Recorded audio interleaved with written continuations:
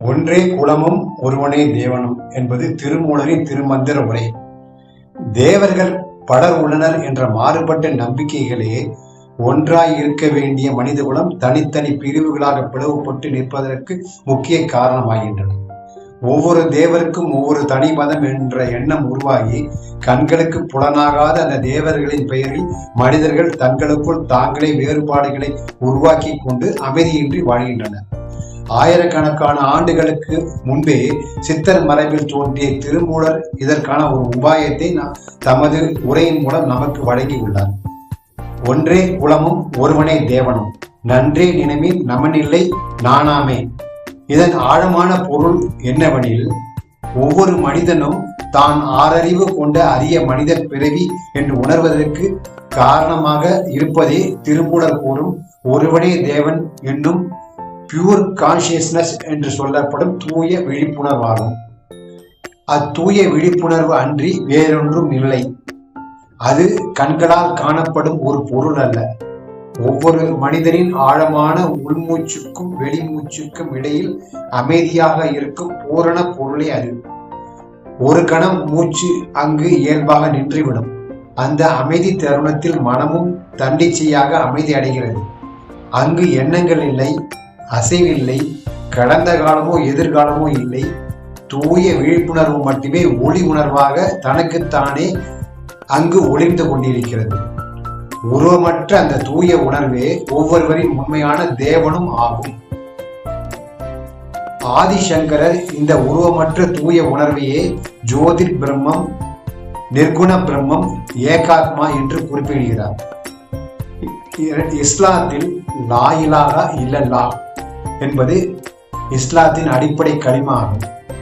இதன் பொருள் அல்லாவை தவிர வணக்கத்துக்கு உரியவன் வேறு யாரும் இல்லை. இது வெறும் வார்த்தை உச்சரிப்பு மட்டுமல்ல, தனிநபர் அகங்காரம், உலகப்பற்றுக்கள் மற்றும் அனைத்து சார்புகளும் கரைந்த பின் நிலைத்திருப்பது உருவமற்ற அல்லாவின் தெய்வீக ஒளி நூர் மட்டுமே என்ற உள் அனுபவ உண்மையை உணர்வதாகும் என்று எடுத்துக்கொள்ளலாம். அந்நிலையில் நான் என்ற தனி உணர்வு மங்குகிறது. உலக ஆதாரங்கள் அனைத்தும் நிலையற்றவை என்பது தெளிவாகின்றது. தூய உணர்வாக விளங்கும் அல்லாவின் நூரே உண்மை என்ற அனுபவ ஞானம் உதயமாகிறது. கிறிஸ்துவத்தில் இத்தூய உணர்வே வார்த்தை என குறிப்பிடப்படுகின்றது. ஆதியில் வார்த்தை இருந்தது என்றே யோவானின் பைபிள் தொடங்குகிறது. அதுபோல நானே உலகின் ஒளி என்ற இயேசு கிறிஸ்து அவர்களின் கூற்றும் உள்ளார்ந்த தெய்வீக ஒளியை உணர்த்துவதாக கருதப்படுகிறது. பௌத்தத்தின் முக்கிய பிரிவான மகாயானத்தில் இத்தூய உணர்வு சூன்யம் அல்லது ஒன்றுமில்லாதது போல விவரிக்கப்பட்டிருந்தாலும் அதுவே எல்லாவற்றையும் உள்ளடக்கிய பேரறிவும் விழிப்புணர்வுமாக உள்ளது என்று குறிப்பிடுகிறது. மனிதர்கள் கற்பிக்கப்பட்ட மதங்களால் பிளவுபட்டிருந்தாலும் திருமூலர் குறிப்பிடும் இத்தூய உணர்வே ஒருவனே தேவன் என்பதற்கான உண்மை பொருளாக எல்லா மனிதர்களுக்கும் பொதுவான ஒரு தெய்வீக அடிப்படையாக விளங்குகின்றது.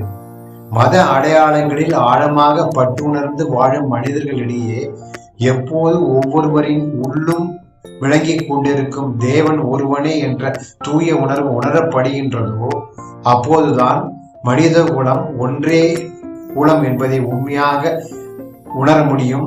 மேலும் அழிவற்ற தூய உணர்வை உணர்ந்த அந்நிலையில் ஒவ்வொரு மனிதனும் தன் தெய்வீக இயல்பை உணர முடியும். ஸ்ரீ குருபியோ நமः.